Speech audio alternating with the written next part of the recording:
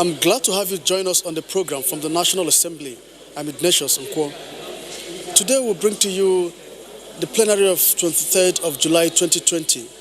That day, the Senate considered and approved the report of its ad hoc committee that investigated alleged misappropriation of 40 billion naira by the Interim Management Committee of the Niger Delta Development Commission. That day, the Senate approved the recommendation of that committee that the Interim Management Committee of the NDDC be dissolved. In the last 2 months, the Nigerian media has been inundated with stories of alleged financial recklessness in the Niger Delta Development Commission. Both chambers of the National Assembly investigated the allegations, and the report of the Senate ad hoc committee has been presented and its recommendations approved.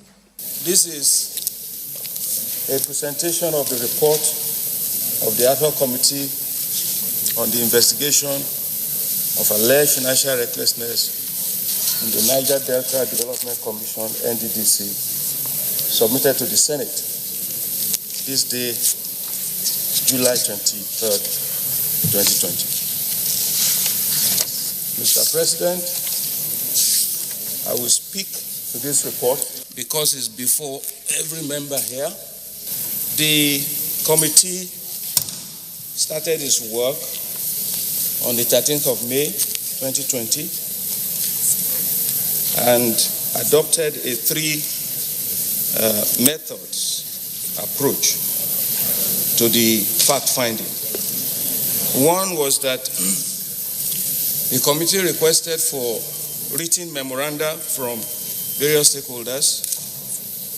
We also relied on external sources of information as well as public hearing.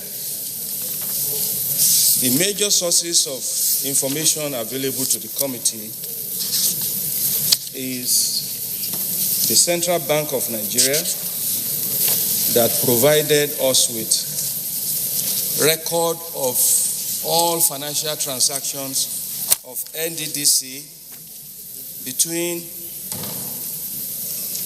October 2015 and May 2020.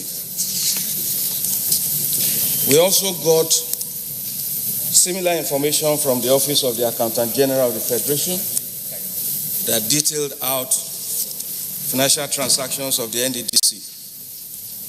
And finally, we got similar information from the Niger Delta Development Commission itself.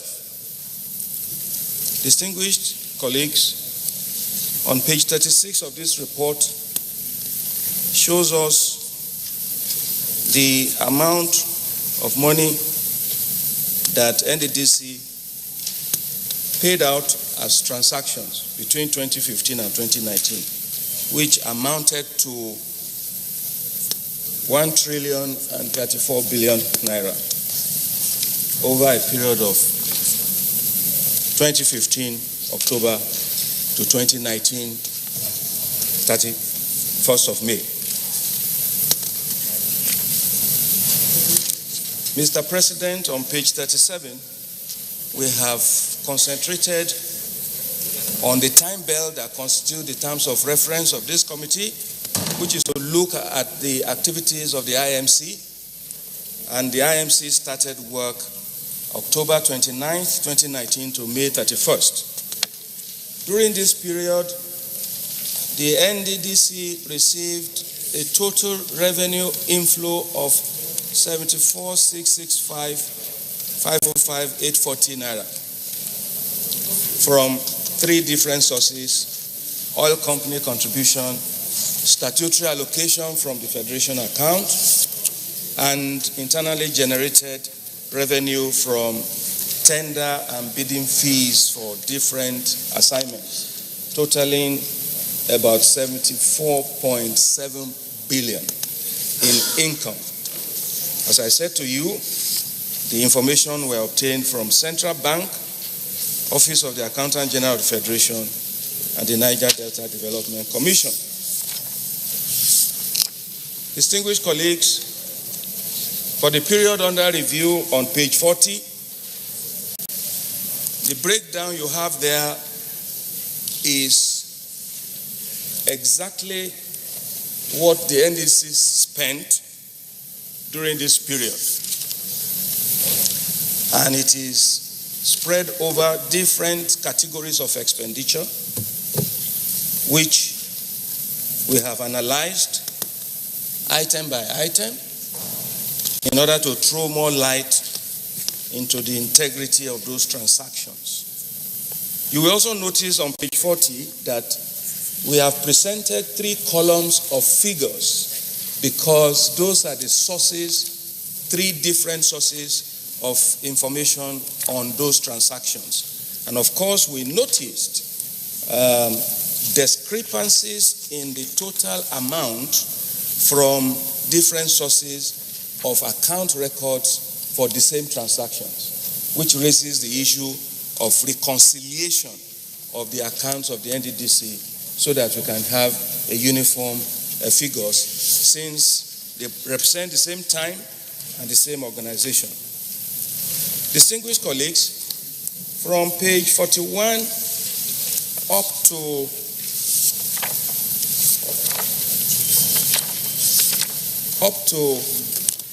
page 71. Page 41 to 71 captures the analysis of expenditure categories in the summary table that I refer to in page 40, namely projects,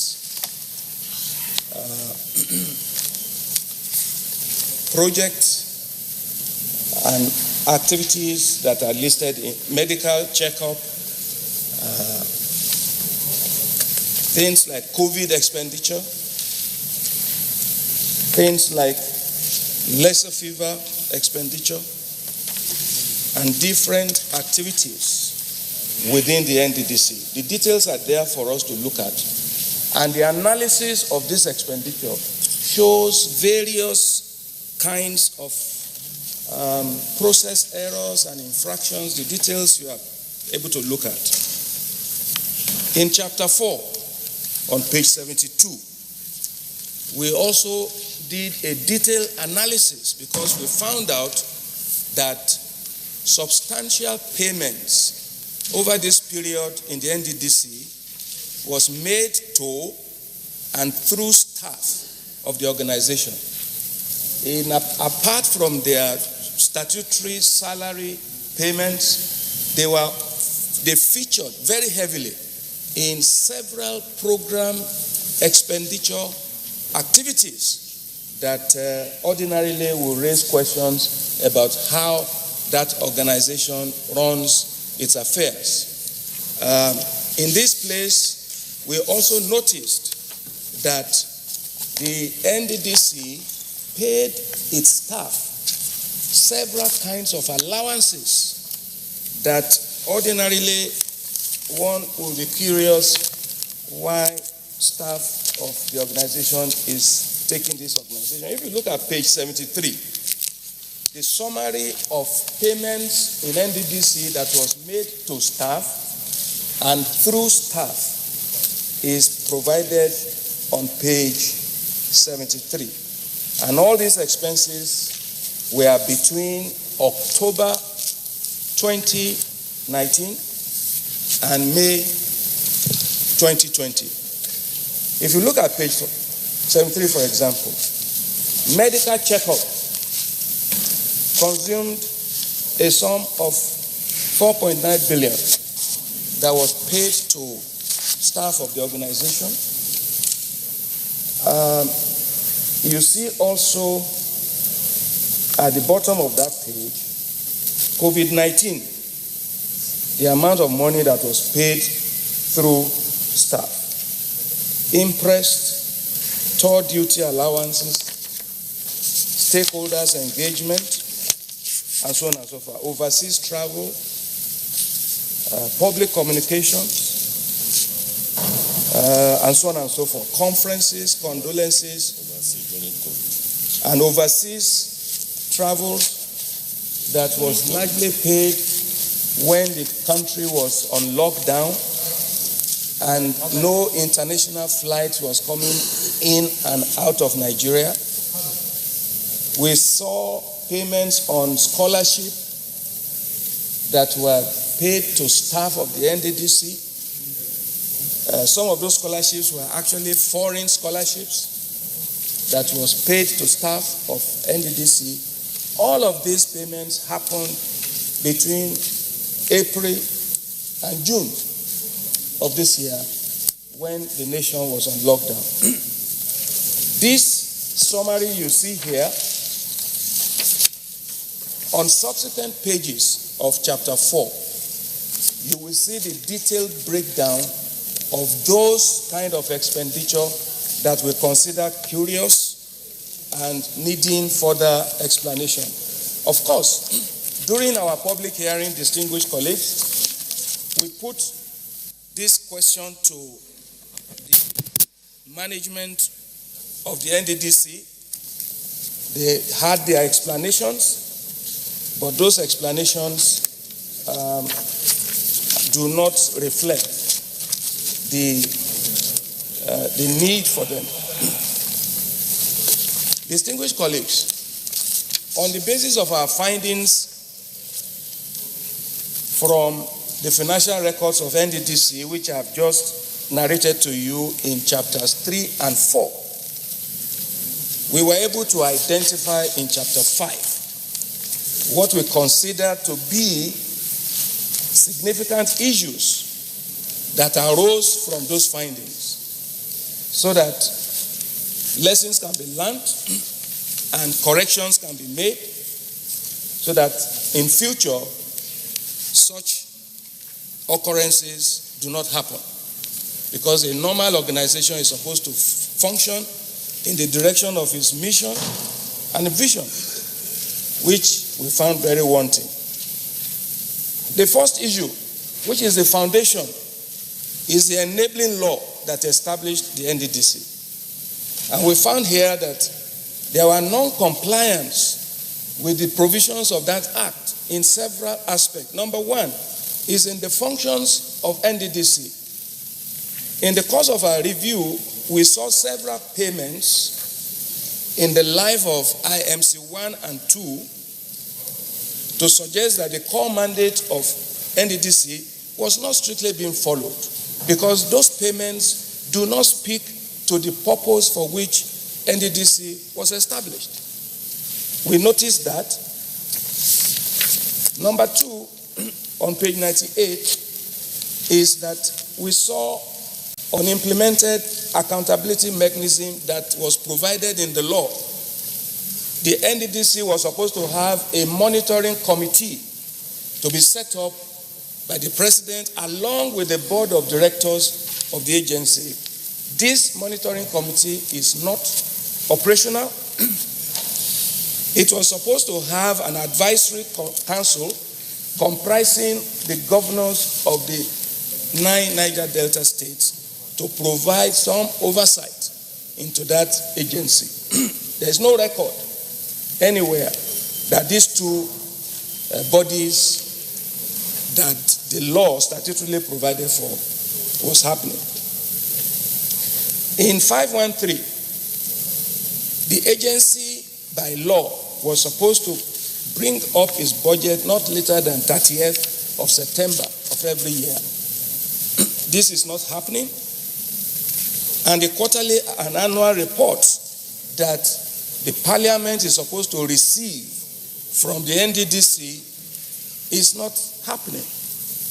So these are areas of infractions of the law that set up the agencies.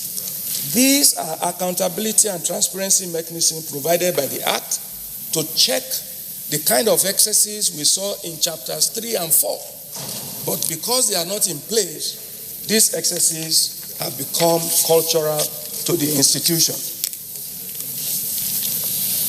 Mr. President, distinguished colleagues, on page 99, we all know the story of the dissolution of the board of the NDDC. This inquiry by the National Assembly and the ongoing forensic audit provides an opportunity to return to compliance with the Act establishing the NDDC as far as constitution of the board is concerned. There is no point going back into what went wrong. But the exercise that we are talking about this day is an opportunity for us to go back to the law and, operate the agency according to the law. We also note that the president has substantial powers in Section 23 to intervene in the areas of programmatic intervention of the NDDC. And on this note, and given the level of disenchantment against that commission by the people of the Niger Delta and Nigerians as a whole, we think this is also an opportunity for the president to enter into a covenant with the new board on what their task will be, at least in the 3 years remaining of his tenure as President of the Federal Republic, so that NDDC can be seen to have performed under his presidency. Mr. President, on page 100, we saw the IMC performance as a major issue. And item 521, the top of that page, we found out that the fiduciary record of the tenure of the IMC since October 2019 has not shown any evidence of performance enhancement, efficiency, or prudence in the application of resources committed to the NDDC. The NDDC Interim Management Committee should therefore be dissolved to pave way for the constitution of the Board of Directors in accordance with the Act. The ministerial oversight has been consistently weak and inadequate, therefore making the Ministry of Niger Delta culpable of negligent supervision. Distinguished colleagues, on page 101, we saw that the independent forensic audit that was ordered by the president is a very, very positive action, but it will amaze us that the state of implementation of that forensic audit is at very, very rudimentary stages of recruitment of auditors in the 8 months of the existence of the IMC, the purpose of which was to look at the forensic assessment of the agency. We therefore believe that it may take a longer way if the forensic audit is left to the discretion of the management. Issues were raised in the course of this work: the non-compliance with Bureau for Public Procurement for approvals or exemption from the procedure. A lot of that was noticed in the course of our investigation. And the quotes you have there are testimonies in the course of our public hearing, where the minister himself said a lot of these contracts were done in aberration of the Procurement Act. 103, page 103, 525. Budget discipline and culture. The NDDC does not operate on the basis of budgets. They operate on the basis of cash accounting. Once the cash is available, they spend according to the discretion of management, not according to the provisions of the budget.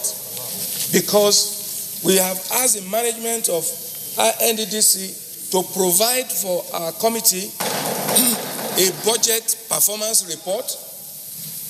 We asked for a budget performance report that details out how much was budgeted for and how much the agency has spent so far.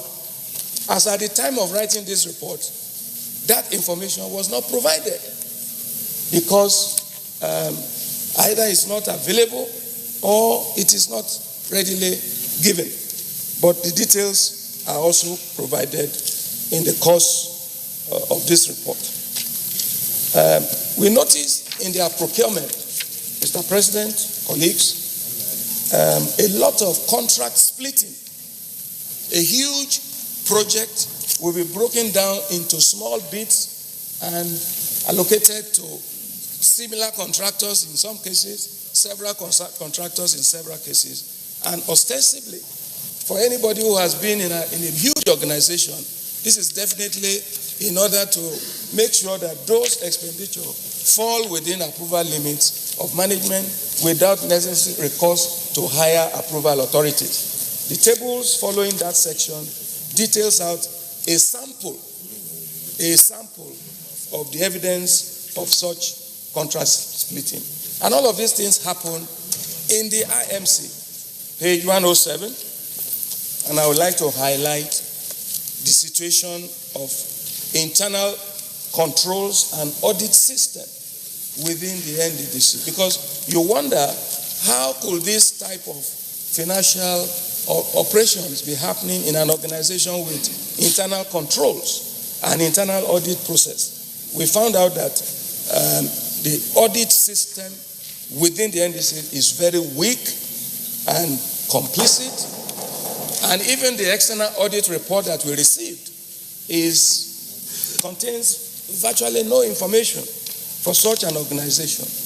1 trillion in 5 years, 1 trillion and 34 billion in 5 years, 2015 to 2020.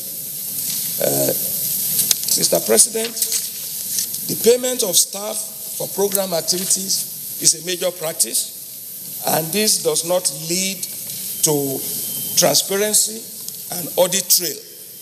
That is contained in page 108. Mr. President, on the basis of the analysis of records and the assessment of the issues which represent the institutional challenges of NDDC, we came up with some recommendations. And it is good to underscore the fact that in view of the controversies around this NDDC investigation, we had to underscore in our public hearing that this exercise is a legitimate responsibility of the Parliament to make sure that agencies of government are prudently utilizing resources appropriated to them and also delivering on the dividends that they are supposed to provide. And we made it very clear that this exercise is not an exercise at witch hunting or to blame gaming, but to make sure that the NDDC money work for the people of the Niger Delta. On the basis of which, distinguished colleagues, I go to page 110, and as I go through these recommendations, the first recommendation is that the committee is of the opinion that a reconsideration of the executive oversight of the NDDC needs to be examined.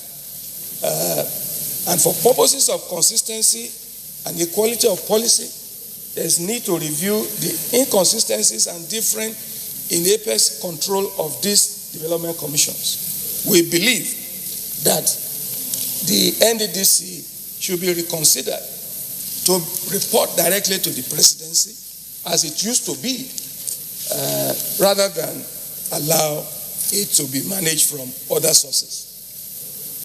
We said that the absence of a board of directors at NDDC created a major lacuna of oversight, which the Ministry of Niger Delta could not fill, and provides a culpable neglect of supervision and could not function effectively as a board would have done, because ministries are known for policies while agencies are known for operations under a governance system that is established by law. Inauguration of other accountability mechanisms. This is the need, not just to stop at the institution of the board, but the monitoring committee and the advisory committee should also be concurrently implemented, so that there are multiple layers of oversight in order to ensure that the money of this agency work for the people of the region. Mr. President, improvement of governance process is there. These are recommendations basically for institution, upgrading of the institution. On the financial accountability and framework review, we found out that restoration of a budget-less system will help the Niger Delta Commission to do a better job of service delivery. The practice of spending without a framework of a budget and a plan against which expenditure is being made is not helpful to the NDDC, and no wonder we are not surprised that the 81 billion or so that was spent between October and now is not really development oriented. And that is why we think that the performance of budget procedure reform is a necessity. Mr. President, the initiation and supervision of the forensic audit. We believe as a committee that in order to ensure that the forensic audit achieves the purpose for which it is set up and inspire confidence in the operational and financial processes of the NDDC, oversight of the audit should be transferred to the Office of the Auditor General of the Federation. This will guarantee independence, it will guarantee credibility, transparency, and professionalism in the output of the exercise. Furthermore, the committee recommends that Mr. President, with advice from the Auditor General of the Federation, should appoint a renowned, internationally recognized forensic auditor to carry out this exercise so that the outcome will be unanimous and it will not be subject to controversy or compromise. Mr. President, we believe that the strengthening of the procurement process is very, very crucial, because you can have a lot of money coming into an organization if the exit gate in terms of projects and procurement is not well managed by procedures and processes and oversight to ensure effectiveness. We are going to likely suffer the kind of hemorrhage that is taking place in the NDDC. We found out that in a lot of cases where unjustifiable payments were made to staff of the NDDC, they should be made to refund these monies, because what is good for the goose is good for the gander. In the case, for example, COVID relief-19, the agency spent 1.49 billion in payments, various payments to members of staff in various categories, ranging from 10 million to 600,000 naira by individual staff. And this is on record. It's there. 10 million to 600,000 per staff. And the total amount for 1,400 and so staff boils down to 1.4 billion.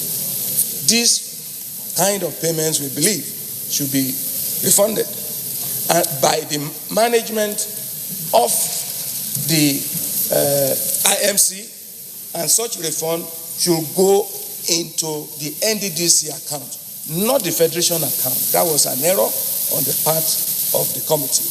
The money should go back into the account of the NDDC and not into the Federation account. Please correct that on your paper.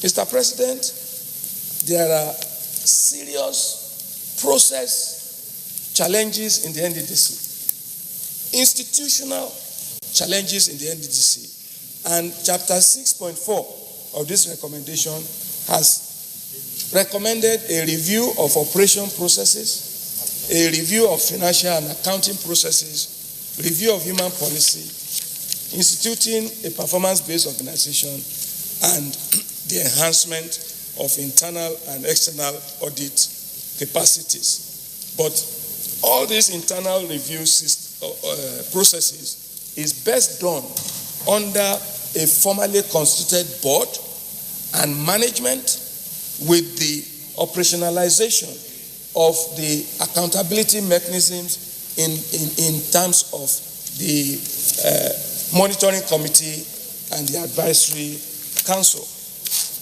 Mr. President, distinguished colleagues, last but not the least is the need to review the corporate social responsibility policy of the NDDC. A lot of money has been spent on condolences, stakeholders engagement, community interventions. A good example is 2 or 3 staff take some huge sum of money and they call it to give petrol to community. And it's all there. It is good for an organization to do corporate social responsibility, to want to make its impact felt within its operational communities. But there is need for a policy framework that does not leave this in the realm of discretionary abuse of those that are operating the system. Mr. President, in conclusion, the committee noted that it is difficult to find a correlation between Niger Delta community development and the cash invested in the zone. There's a far gap of value for money. And therefore, the question was raised at the public hearing by a number of activists, NGOs, civil society people, and other members of the public present. Indeed, with the recurring theme, it could be taken as a common source of agitation among the people at present. Continued cash injection into the Niger Delta challenge issue has not worked under various IMCs, 2 of them so far. It may be useful at this juncture for government to intervene by stepping down the IMC arrangement, thereby helping them to leave the stage for a properly constituted board and with specific mandate to address the pains of the people of the Niger Delta. The time has come when the money of the Niger Delta must work for the people of the Niger Delta. Distinguished colleagues, I so submit. Let me commend you for a very thorough, very professional job. We didn't expect anything less. And I congratulate all the members of the ad hoc committee also. Distinguished colleagues, we have listened to the presentation by the chairman of the ad hoc committee on the alleged recklessness in the Niger Delta's financial system. Now we have the opportunity to make our comments before we eventually look into the recommendations of the committee. There's no doubt, Mr. President, from this report, we have seen financial recklessness, misappropriation of public funds, deliberate attempts to undermine the purpose of establishing the NDC. Niger Delta is a very important zone to this country. That is the bedrock of our wealth as a nation. You recall in the 7th Senate, when we went on tour of Niger Delta, we saw people living in abject poverty. I can compare their situation with what I saw in Soweto in South Africa. Therefore, I held the view that having a commission like this will improve the well-being of the people. More importantly, when you have people of that zone who are managing the affairs of the commission, which was entrusted to them to improve the well-being of their people.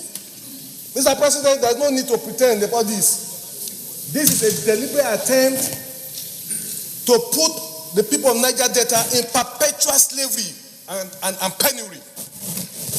Mr. President, from what we have seen of this report, you don't need to be an accountant to know when people have managed public funds. Mr. President, this is one report that must not die. And I take a look at our nation. We all claim to be Christians and Muslims. We believe in the Bible, we believe in the Quran. But when you look at this kind of a report, you feel very bad. Why are we here? We are here to add value to our nation. This report is painful because for those of us, Mr. President, who have been in the struggle for the emancipation of the people, under your leadership, under President Muhammadu Buhari, if we cannot stop, minimize corruption, then this country has no future. We have watched on live TVs what has been going on as far as NDDC is concerned.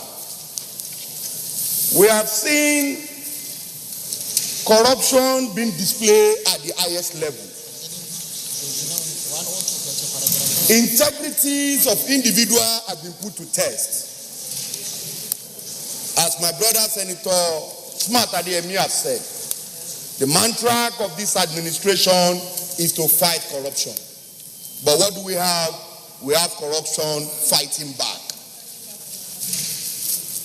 4.5 billion was spent in a day in NDDC. 4.5 billion. And the most astonishing part of this is that the expenditure upon which this fund is predicated are frivolous in nature. And that goes to show that if such huge amount of money coming from the oil companies to NDDC, coming from the federal government from NDDC, coming from the derivation account to NDDC, running to several billions of naira.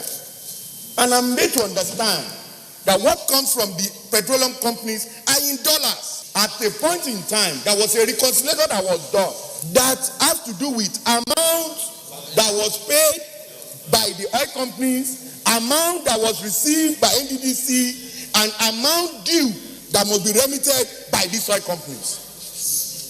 And after the whole reconciliation, the petroleum company decided to pay the difference, which is in millions of dollars. I don't know if this is contained in this report. Mr. President, there is no game saying about it. There is need for us to reposition the board. When I watched the special advisor report on Niger Delta Itana on TV a few days ago, he said that the law establishing NDDC was the first law in the history of our National Assembly where the president vetoed, where the president was vetoed by the National Assembly. It therefore means that there was a general consensus by the majority of Nigerians on the need to come to the plight of the people of Niger Delta. And it was based on the basis of that consensus that law was passed by this National Assembly. Mr. President, I believe that Nigeria has been good to the people of Niger Delta. What we are seeing here today is quite sad, and it is a clear reflection of what we call a theater of solitude. This is the inhumanity of Niger Delta to the people of Niger. And I believe very strongly, Mr. President, that whether we like it or not, what is happening in NDDC today is a clear reflection of the hatred of man to man. Mr. President, when we were doing the PIB in the last Senate, we divided ourselves into different committees, Mr. President. And we went on a tour, an on-the-spot assessment of the state of affairs of the people of these oil-producing communities. Mr. President, some of us were in the water for close to 3 hours. Mara and Senator Alashadura and Senator Geshom Bassi. Mr. President, it beats your imagination that the air that they breathe in this area is different from what we breathe in Abuja or any other community. They live in squalors, no access to electricity, nothing. And here we are, you find a commission spending 1-point-something trillion in 3 or 4 years on lesser fever and all kinds of dubious and spurious transactions. Mr. President, my challenge is, I'm happy that the President has said that he's waiting for a report of investigation. This will be the first test, Mr. President, if he's sincere with the fight against corruption, which I know that he's very, very sincere. It is good to call a spade a spade. Mr. President, if you had watched the public hearing a few days ago, with the kind of contents in this report, Why won't the man faint? Why won't the man faint? With the kind of content in this report, the man was just asked, why did you pay 1.5 billion on palliative to staff? Staff that were at home doing nothing. He said, no, it's not 1.5. It is only 1.3. What is the difference between 1.3 and 1.5? And that you have to pay yourself first before you pay others. And I will sit down and oversight NDC and this is happening. It's not possible, Mr. President. Mr. President, I believe that as a Niger Delta, I don't believe that all hope is lost. It is good to do the right thing, no matter how late it is, than not to do anything at all. Posterity, I believe, will be fair to you if the right thing gets done now. Mr. President, if you look at the content of this report, nobody can fault its content. Nobody can fault its content. The only issue I have with this recommendation is that it is not as strong as it should be. If you are saying somebody should refund money, it should be so clearly stated. And Senator Solomon has said something here. Mr. President, if we had allowed people to use their discretion in running NDDC the way they have run it down and out of purpose, then a time has come where we can also use the strength of the law to streamline the workings of NDDC. Nobody has talked about the master plan of Niger Delta. Nobody talks about it. I know when the last MD of Nsimaike came on screening, he was blabbing about master plan. But here we are. Once they are cleared from here, the next thing is they do whatever they like. When you sit down and you derive contract of 2,000 pieces of contract at 49 million naira. And it's so gone. Mr. President, we must also blame the National Assembly. We must also blame ourselves. Because this is a clear case of lack of oversight. This is a clear case of lack of oversight, Mr. President. So we must also place some level of responsibility on the National Assembly. We have not done well as regards oversighting this agency. It is good to call a spade. I'm very sad today to be a member of this parliament and to be a Nigerian, because, Mr. President, we are leaders of a country, and we see this kind of report, these things happening.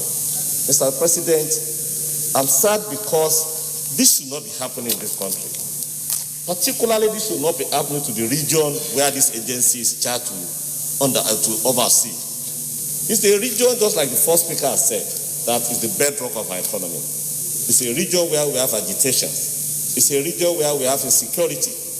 And despite that, we have a law, we have resources from several sources, and we can see how it is being used. It saddens one to see this is happening, and that nothing urgently is being done. In Asian countries, just like the first speaker said, people should be killed for doing this kind of thing, Mr. Speaker.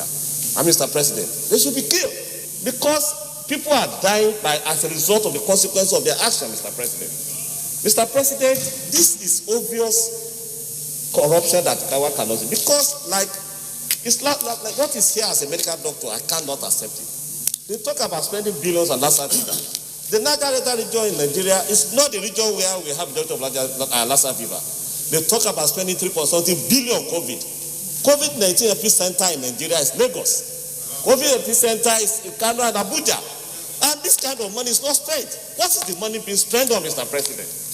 And when we look at it, obvious corruption.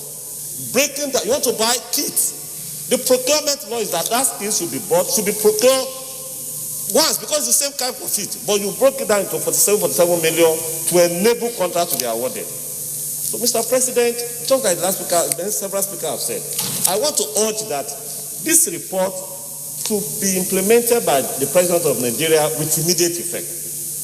The report has said the President needs to disband the IMC and constitute a board.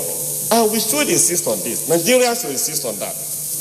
Mr. President, the report has said that the agencies does not have standard operating procedure for finance, for operations. This should be instituted by the board. And more importantly, the IMC, the minister claimed which we saw publicly, that there is forensic auditing going on. This report says nothing is going on. We have seen very serious mismanagement on NDC, and it is time for us to take serious action. It is not just enough for us to sit down here, debate the content of this report, and then we send it to the executive. We have to follow up and ensure that our recommendations are implemented to the letter. We have a committee charged with the responsibility of monitoring, the Niger Delta. And to me, something must have gone wrong. If all these infractions are happening and nothing has been reported to the Senate, till we get this ad hoc committee report and its oversight. Mr. President, we have seen a lot of money being spent on things that are intangible. We expect Niger Delta to be almost the same development we provide today, going by the amount of money that is being pumped into the Niger Delta. The 13% derivation is going into Niger Delta. Mr. President, the whole purpose of setting up the NDC is to ameliorate the hardship being encountered by the people in the Niger Delta as a result of exploitation of oil. A ministry for Niger Delta was created by President Musa Yar'Adua to also assist in the development of the Niger Delta. All companies are spending so much money, but yet, Mr. President, when you look at Niger Delta, you don't see anything but poverty and misery, as Senator Ademi has said. So time has come when we should take drastic action to ensure that the resources of the Niger Delta is being used to develop the region.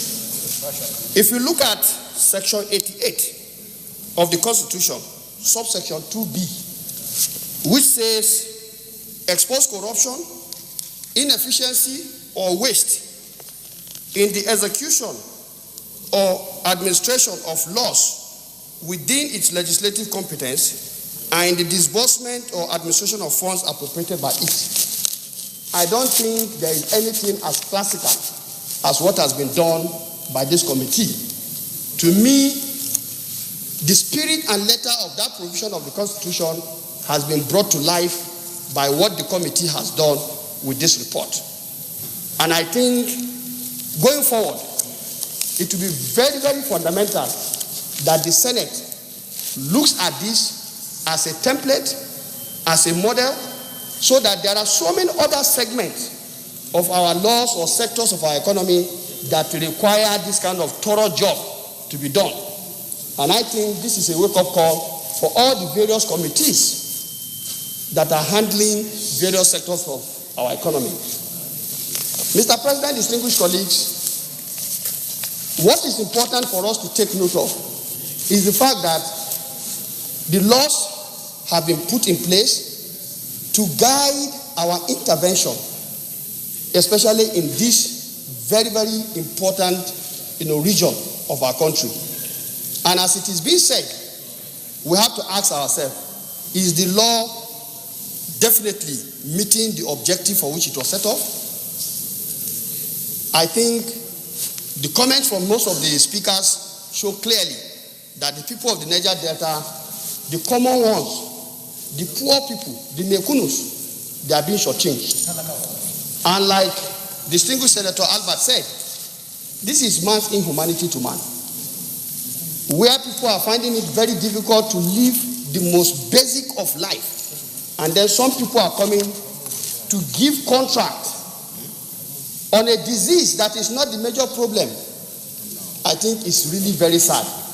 And definitely we must do something about this. The saddest part of what we are discussing is that there is no any demonstration of concern from the people of Niger Delta. Remember, this evil has been going on for long. It's not just from 2015 to now, no. The period preceding 2015 may have maybe more deadlier report. It is truly sad because this issue is a typical Nigerian problem. A typical Nigerian problem in the sense that the Niger Delta Development Commission is seen as a honeypot by most Nigerians. Not only Niger Delta, by most Nigerians. And Mr. President, I want to put it more succinctly that every member of the management committee of Niger Delta has a godfather. And this godfather sits at the highest level of policy-making circumference in Abuja. They receive returns because when you want to treat an ailment, you must trace the root of that ailment. Are we thinking that what we are saying after today may not be just a mere television show? Because at the end of the day, every godfather will want to protect his own. And that is how, if we are not careful, this report may be swept under the carpet. I want to say with a lot of regret that those of us who are from the Niger Delta, particularly those of us who have been here for some time, it's unfortunate that we do not have anything, to say good about the NDDC as far as the development of our states or the Niger Delta region is concerned. I represent my state and my constituency in this Senate. Edo South Central District is the reason why Edo State is classified as Niger Delta State. Mr. President, just like others will say here, the 3 local government areas out of my 7 that produce oil and gas, particularly Orion local government area, Mr. President, year in, year out, nothing. There is not one single project of NDDC. But you see, these things have been going on. And what you get here is all blackmail and blackmail. And today, what has been shown by this report is to first and foremost vindicate those who have been, of course, those of us who are from that region who have been denied development by the NDDC. And of course, this thing that is even thick in the air, that what is happening there has to do with other extraneous persons. Well, we are going to get to some of these things with time. Mr. President, I want to say that this report, one of the things it has exposed is the very weak governance structure of the NDDC. And then, of course, the lacuna that exists in their Establishment Act. My colleagues have already mentioned that we need to go back to that act. One of the greatest disservice or leakage that we have seen in that act is the non-inclusion of the state reps, the commissioners. The person representing Edo State has nothing to do with the management committee, with the management board. That is what you see. So you have this handful of people, 5 or 6 people who now constitute the management board, who award this contract to themselves in total negligence of the states that are supposed to be developed. Very recently in the Senate, we passed the North-East Development Commission. Mr. Chairman, Mr. President, I want to say, the achievement that we have seen in that interventionist agency is far better than what we have recorded in NDDC over the years. And that is why some of us who are from the region will feel very bad that NDDC has not been able to meet up with the expectations or the objectives. In 2018, we were reviewing the budget performance of NDDC. The SY management board, when they came before the committee, it was a thing of regret that 5.32% was what was capital budget performance in my state. And I asked, why is it that low? You had a budget of over 9 billion for my state, only 5.2. He said, well, your governor said we should not do projects. I went back and asked my governor did not know anything about it. He tells you, they give you different reasons and blackmail people. Just like somebody said, the minister said a few days ago that the contracts in NDDC, they are being given to legislators. And the the Speaker of the House of Representatives has challenged him. If I ask for projects in my state for NDDC and they are not done, and the reason for being here is for me to bring development to my constituency, and when you don't do it, you come and say, I have asked. If we have to facilitate projects, is it not our responsibility to so do? And shamelessly, the commission and the ministry and those who have been charged with responsibility, they have not done anything about it. And they are giving wrong information, positive wrong information in public domain. Mr. President, I want to say that the issue of contract award has been a blackmail. By the time we go deeply into it, you will find that this one has been a blackmail. Because these contracts have not been meeting with the needs assessment of the states. Nobody has gone to the states to go and ask, what do you want? Is it road you want? Is it school you want? Is it water you want? Nobody. The commission from establishment, go and check. Nothing has happened because no needs assessment. I have seen that because this assembly, this Senate, we have really not been doing the needful when it comes to financial audit of these institutions. This commission, we must put it, by the time we are doing our amendment, that every year before they bring their budget here, they must bring the audit report of the preceding year. That is the condition.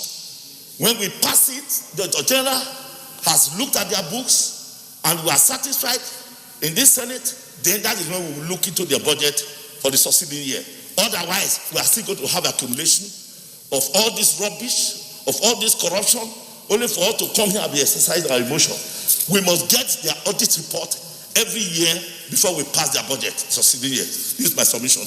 Mr. President, when me and you had to, when the president then, Obasanjo, refused to sign this bill, including the 13% derivation, we came back and vetoed his rejection of that. We were doing that because we sympathize with the suffering of the people of the Niger Delta. And we hoped by passing those bills that there will be an improvement. At that time, I happened to be a member of the Committee on Environment. And we took a tour of the entire Niger Delta. Mr. President, that was the first time I was coming in contact, direct contact with actual abject poverty and penury. And so when we came back and made a report, both the House and the Senate willingly passed this bill. Unfortunately, the whole essence of passing those bills have been defeated, Mr. President. When we passed on this floor, screened and passed and approved the constitution of the Board of Directors of the Niger Delta, and the minister went ahead single-handedly and appointed the IMC, I knew we were heading to where we are now. The IMC, I looked at chapter 4 of this report. Mr. President, chapter 4 of this report captured all the iniquities that have been committed by the IMC in this entire report. And Mr. President, like other colleagues have said, if we are fighting corruption, the best way to fight corruption is to prevent it from happening. Consciously, 44 billion that was lying in the central bank was expended on non-developmental project. The essence of that agency is to develop the Niger Delta. Now, even if every management staff or all the staff in NDDC have cancer, cancer is about the most serious terminal ailment that we know. They won't be spending 4.9 billion to treat cancer, even if it is cancer. And so, Mr. President, this is obvious and blatant daylight robbery of the people of the Niger Delta. And it is unfortunate that this is being carried out by Niger Delta themselves. Because from the minister to the IMC, all of them are from Niger Delta. And so they are shortchanging their own people. Mr. President, I believe that this report, and I agree with those who say that the recommendations, we need to strengthen them up. We need to make them stronger. The recommendations are a bit watery, because on a serious issue like this, we should use this so that it will act as a deterrent to other people who will come in. Because from what I've seen, every person who struggled and aspired to go to serve as a director or whatever in the Niger Delta, they're looking more at the money, not at the service that they need to provide to the people of the Niger Delta. And so let us again look at the act as suggested by a lot of colleagues here and tighten up the loose ends that exist in that act, so that we will not find ourselves in a situation where next time an interim management board will be appointed. Every Niger Deltan is supposed to be so keen to see to the performance of NDDC, which is an intervention agency. Unfortunately, those that were opportune to uplift their people are the ones putting their own to the marriage of poverty that they are today. And I want to comment on the recommendations of this ad hoc report, especially on the procurement processes. The minister went on air in the public domain to say that most of these contracts, or 60% of these contracts, is given to the National Assembly members. But from this report, we can see it vividly where such contracts have gone. But as I said, if you want justice, if you want fairness, if you want equity, you must come with clean hands. This National Assembly cannot be absolved from the blames of what transpired in the Niger Delta Commission. And the only way we can check, even if this law is reviewed and the same kind of things are happening without the right oversight, this problem will continue to go like that. So we must check ourselves. We must be able to stand to defend our actions everywhere. Big brother, Senator Adetunbi from Ekiti.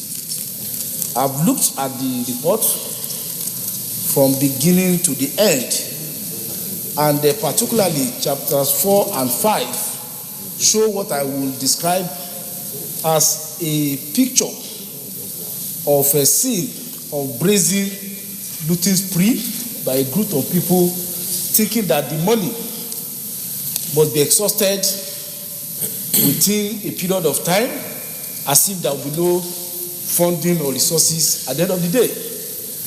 And the evidence of this also undermines the purpose for which the commission was set up. By the name of the commission, Niger Delta Development Commission. From the billions of naira taken away by way of contract splitting, by way of spurious spending, by way of breach of procedure in terms of procurement, and for very dubious exercises, particularly in terms of communications, show clearly that there appear to be a failure of even the commission as to the name given to it to be a developmental agency. But then it calls to question the problem of governance that we have in Nigeria. Why do we have a commission set up by law having its own governance structure? And for the same purpose too, you also have a ministry as a branch of the executive for the same purposes. Aside the question of duplicity in terms of purpose, in terms of even the bureaucracy itself, does it really serve the purpose? And this permeates particularly almost all parts of our governance structure. As a National Assembly, we need to look at commissions created by law and see that they are really autonomous in their function and be responsible to the president through its own organ rather than subject it to another layer of supervision that allow it. This report is an indictment on all of us. This report is an indictment on the leadership, on the government, and all of us, because we are the trustees of the people, and it is under our watch that all this malfeasance occurred. Mr. President, distinguished colleagues, we are at a defining moment in the history of this country at this moment. Either we want to raise the bar of this country, or we want to continue to sink it into the cesspool of maggots. I'm really, really upset. To me, this is just a tip of the iceberg. NDDC is just one of many. The whole thing stinks of corruption. The system stinks of corruption. NDDC is just one of many. There are so many other agencies similar to NDDC. And Mr. President, I must applaud the chairman of this committee that did a very thorough job, and all the members of this committee. And I must also applaud that you allowed my distinguished colleagues, Smart Adeyemi and Albert Bassi, to express passionately, because it's long overdue in this chamber, how they felt. That's the way we should be feeling right now. I got so emotional thinking about my people, the sufferings of people out there. People are suffering. Mr. President, this is what happens when there's absolutely impunity in any country. So what has happened in NDDC, what is happening around, there's a cause for it. It's lack of impunity. When we don't take people accountable for what they are given, when we don't jail them, when we don't take action on them. We are responsible to approve annual estimate. The law didn't stop there. The law says we should do oversight. And in any budget session, there is budget proposal and last year's budget performance. I cannot see and I cannot understand the wisdom for this parliament to approve this budget in the period of 5 years without going through the budget appraisal. Then what are we doing here? The minister has confessed that the 2019 budget was not approved. In the act, there is a limit to what you can spend if your budget is not approved. Mr. President, how can a reasonable man incur an expenditure on overseas trip when the country is on lockdown? It's sad and it's unfortunate. Mr. President, in any organization, there is a mandate establishing the organization. And if we want to approve budget, we have to study the mandate and make sure what we are approving is within the ambit of the law. I think the problem we have is simple. And simple in the sense that the dramatists that are calling themselves the IMC have not addressed the issues that they are supposed to address and address Nigerians on what they have done, what they are doing. But the problem we have is, as part of the IMC, you have a former member of the House of Reps and you have somebody who was a senator.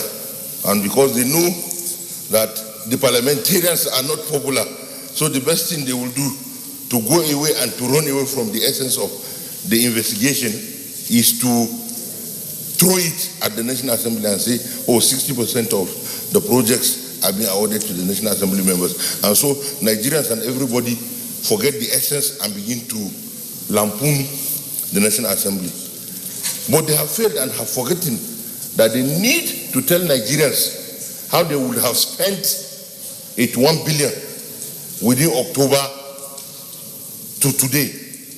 They forgot to tell Nigerians how they spend money when people were not traveling, when the skies were shut down, when there was nobody traveling, no car, no movement, interstate lockdown. They would have done better if they had provided services for the people of the Niger Delta by even providing palliatives, not to themselves, but to the people of the Niger Delta and to the states that comprise the Niger Delta Development Commission as member states. But unfortunately, they did not do that. They were all self-serving, and which is what has brought us to where it has brought us today. Apart from calling for the disbandment of the Interim Management Committee, the report recommended the establishment of monitoring and advisory committees, the Commission to henceforth report directly to the President, review its corporate social responsibility and procurement process. Senate resolved that the Interim Management Committee should refund a total of 4.9 billion naira paid to staff and contractors in breach of procurement process. This includes the 1.4 billion naira it paid to its staff as palliative for COVID-19. The funds are to be returned to the coffers of the Commission. The recommendations. Recommendation 1. For the purpose of consistency and equality of policy, there is a need to review the inconsistencies and differences in the apex control of these development commissions. In retrospect, the original arrangement of putting these commissions in the presidency should be carefully reconsidered to allow for direct presidential oversight in view of the huge public resources allocated to them. Section 7, subsection 3 of the NDDC Act already provides for this presidential supervision. So those in favor of the recommendation 1, say aye. Those against, say nay. The ayes have it. Those in favor of recommendation 2 as amended, say aye. Those against, say nay. The ayes have it. Recommendation 3, inauguration of other accountability mechanisms. The monitoring committee and the advisory council should also be inaugurated along with board of directors as provided in sections 20 and 21 of the NDDC Act. This is necessary to ensure that there are sufficient checks and balances in the internal affairs of the NDDC. Those in favor of this recommendation say aye. Those against say nay. The ayes have it. Recommendation 4. Improvement of governance and processes. This new board should be made to undertake a review of the existing governance framework with attention to upgrading the way and manner the board executes its mandate with a view to establishing a new culture in the organization. The review must bring order to the workings of the management and their control of the organization. This is necessary for the improvement of the structures and processes of the NDDC, especially having witnessed 2 interim managements with seemingly loss of control on project and staff expenditure. Those in favor of recommendation 4 say aye. Those against say nay. The ayes have it. Recommendation 5, that NDDC manager must henceforth promote the use of his approved annual budget as the principal instrument and authorization for all its expenditures. The testimonies from public hearing gave sufficient insight into NDDC's disregard for its budget, as several expenditure items were done without reference to budget provision. As at the time of writing this report, the ad hoc committee's request for a report of budget performance from the NDDC has not been provided. Those in favor of recommendation 5 say aye. Those against say nay. The ayes have it. Recommendation 6, submission of quarterly and annual performance report. That NDDC be reminded of its responsibility to submit its quarterly and annual performance reports as and when due as stipulated in sections 19 and 20 of the NDDC Act. Such submission must also be duly passed to both houses of the National Assembly as stipulated in the law. Those in favor of recommendation 6 say aye. Those against say nay. The ayes. Recommendation 7, initiation and supervision of forensic audit. In order to ensure that the forensic audit achieves the purpose for which it is set up and inspire confidence in the operational and financial process of NDDC oversight of the audit, should be transferred to the Office of the Auditor General of the Federation. This will guarantee independence, credibility, transparency, and professionalism in the output of the exercise. Furthermore, the committee recommends that the President will advise from the Auditor General should appoint a renowned internationally recognized forensic audit to carry out the exercise. Actually, this is a constitutional provision, really, because the Auditor General's office audits the MDS, but in the case of corporations and commissions like this, he selects from a list of auditors or auditing firms and gives the okay for them to audit, and then he takes the report. So this is in line with the Constitution, actually. It's not the ministry or the IMC that will say these are the auditors to do the forensic audit. You can't be auditing yourself. Those in favor of this recommendation say aye. Those against say nay. The ayes have it. Recommendation 8, strengthening of procurement process. That the NDDC must strengthen its procurement department through appropriate staff engagement, e.g. by appointing staff with procurement chartered status, staff training and formulation of appropriate industry-rated internal control measure specifics to procurement function to forestall sharp practice in its bids and tender process. There are assertions of blackmail by NDDC against members of the National Assembly on the subject of procurement process. This must be investigated, and if found true, the practice must be stopped. Well, I think I would suggest that the latter part be also a recommendation rather than part, so that we give it some prominence rather than just merging it with. It's such an important issue that we cannot just make it secondary. So can we separate that? Those in favor that we aggregate recommendation 8 into 8 and 9 say aye. Those against say nay, the ayes. So recommendation 8 will stop at untender process. Those in favor of recommendation 8, the new recommendation 8 say aye. Those against say nay, the ayes have it.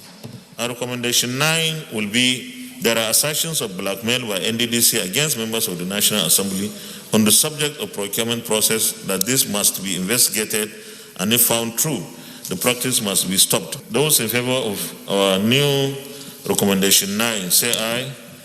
Those against say nay, the ayes have it. Those in favor of recommendation 10 as amended say aye. Those against say nay, the ayes have it. Those in favor of recommendation 11 as amended say aye. Those against say nay, the ayes have it. Review of operation and processes. Standard operating procedures in the Commission must be reviewed, upgraded, reinstituted with full documentation and formal trainings conducted, then translated into readable materials and manuals for guidance of current and future staff of the Commission. That NDDC must engage a new governance system around projects and contracts from advert to award and then to delivery. This involves the pre- and post-implementation step to be taken for an effective delivery of projects. Those in favor of this recommendation say aye. Those against say nay, the ayes have it. Recommendation 13, review of financial accounting processes. That NDDC must review its financial system to ensure its adequacy in terms of controls and flexibilities, with a view to ensuring that a robust financial report is produced out of the system at all times. This reform will also ensure that all compliance measures that fosters governance and accountability traits are captured in the system in form of coding of transactions, hierarchy, and skewed access to control. Those in favor of recommendation 13 say aye. Those against say nay, the ayes have it. Recommendation 14, review of human resources policy. That the management must agree a policy to refocus the staff and management of the NDDC based on its core mandate. This will be a blend of human resource reform and training. This reform must lead to a robust organogram based on staff need. It must also cover the engagement of staff orientation mandate, appraisal systems, and eventually surveillance of work relationship. Those in favor of recommendation 14 say aye. Those against say nay, the ayes have it. Recommendation 15, instituting performance-based organization. For NDDC to deliver on its mandate, it must immediately imbibe some of the processes associated with high-performance organizations. These include target setting for employees, performance appraisal linked to the reward system, and the evolution of a new corporate culture. Present attitude that tends to view the NDDC as a source of easy money must be discouraged. This attitude is also solely or closely tied to the narrative that has characterized succeeding management. It is akin to a self-fulfilling prophecy that in itself led to a vicious cycle that seems to suggest, in quotes, we are financially imprudent because we operate in an environment of siege where we must continuously appease our stakeholders, end of quote. But doing this as they deprive the region of the needed development, which also reinforces restiveness and creates the siege environment. This cycle must be broken through a new culture and awareness by which the board and management of NDDC understands its responsibility to engender a new thinking and strong focus on infrastructure development of the region. A new approach to human resource management is desired. Those in favor of recommendation 15, say aye. Those against, say nay, the ayes have. Recommendation 16, enhancement of internal external audit capacities. That management must review the service level agreement they currently hold with their external auditor with a view to making a change of auditor.